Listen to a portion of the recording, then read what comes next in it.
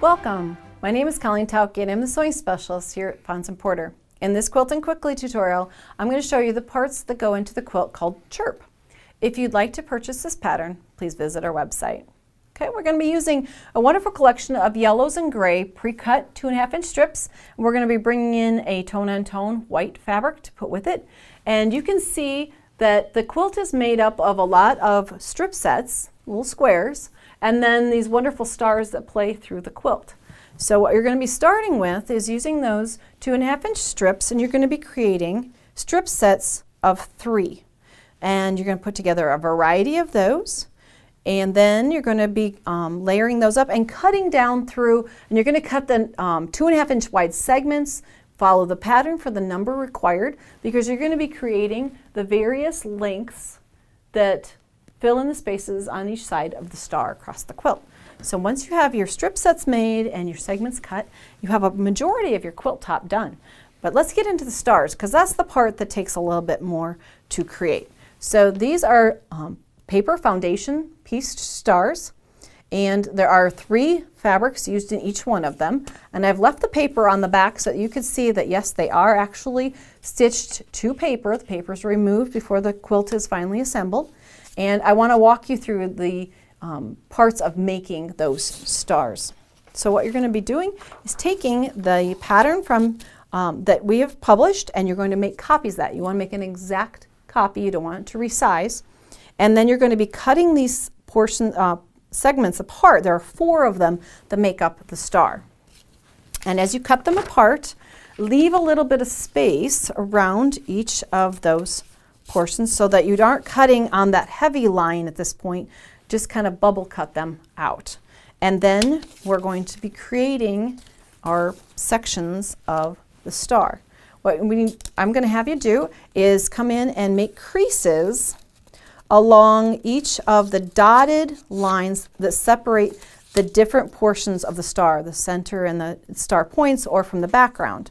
So what we do is kind of score along that, kind of give it a weakened spot, and those are going to be our seam lines in the end. This also helps the paper come out more easily when we get to the very final step. But there's the first portion we want to create. Now, they are color-coded, and there are instructions on where the different fabrics fall, but we're going to be using 3 fabrics for our stars. This is light print is going to be the center. This gray print is going to be the star points, and then we have background fabric that'll be used in some of those pieces also. This portion happens to be the center piece of the star right here, and it has 2 gray and 1 light. So we're going to create that portion of the star. Now, I kind of like to start in the center, but you can start at one end either way when you're doing paper foundation piecing if this is something new to you. You're going to be building your piece on the back side of the paper. If we were to put the fabric on this side, we wouldn't be able to see any of the stitching lines or directions. So keep in mind you're going to be putting it right side down, and I'm going to align, as long as your fabric falls underneath the shape that we need, I'm going to align this so that, well, I'll start on this side. We're attaching 1 to number 2. I'm going to align this so there's about a 1/4 inch seam worth of fabric left behind there, and that fabric does fall behind piece number 2 there. Now I need a piece of the gray that's going to go under this portion. It's going to be a point of the star. And as I pick this up, I want to put them right sides together, like this, so that later when I open it up, it will cover the paper underneath. But, which is like this. Show you really quickly before I stitch it. If it's right sides together and I'm seaming along here, there's always kind of a double check when you're doing paper foundation piecing to make sure that it covers, and that will cover enough of the point to be positioned correctly. So we're going to take this to the sewing machine. Paper side up, because we're going to be using the dotted lines that we made folds along as our our actual seams for where to stitch. So we're going to come in and stitch along this portion. Our first piece is attached. So we can open this up and open it all the way to the stitching, and it covers. So we have that portion covered. Now we want to come over and do the other side. So we're going to fold this back, and you'll see that there's extra fabric here. It's always better to have enough fabric than to not have enough. So we can always trim away. We can't put it back on. So I'm going to come in with the scissors. You can use a rotary cutter too, but trim away fabric and leave about a 1/4 inch worth of fabric there. Now we're going to, oh, that's too large of a piece. I need a smaller one. Then we're going to attach the gray here. And if I fold that, pretending that's a seam, just kind of double check myself, that will cover there also.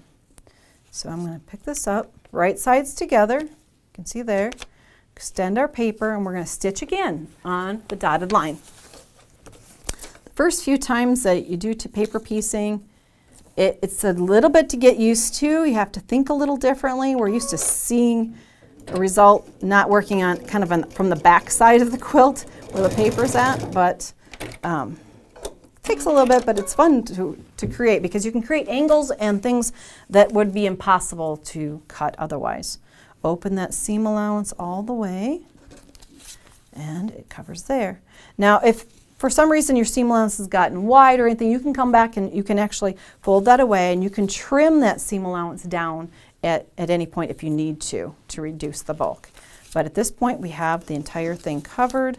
Make sure we open all the way to the seam allowances, or to the seams, and then we're going to need to trim this down. The trimming portion now is when we're going to be actually cutting on the heavy line that is produced here.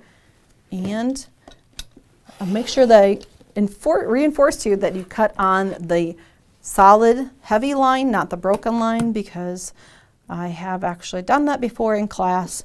Got ahead of myself, was trimming it down, and then realized I had thrown the entire seam allowance in the wastebasket. So make sure you're on the heavy line of these.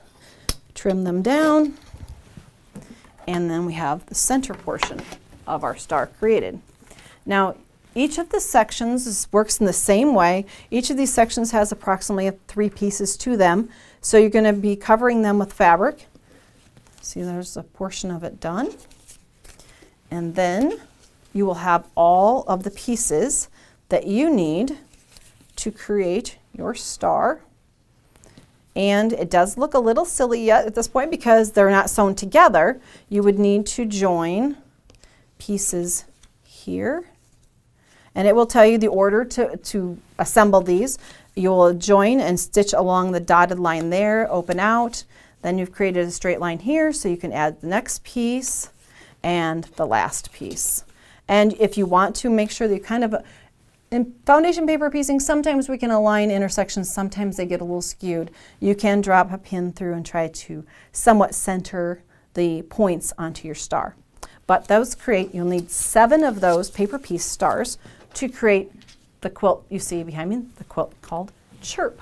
There are also a few other pieces. There's a couple of light colored fabrics that go on each side of those stars so that the white stars kind of float between your strip piecing. If you'd like to see more of our video tutorials, please visit our website. Thanks for joining me today.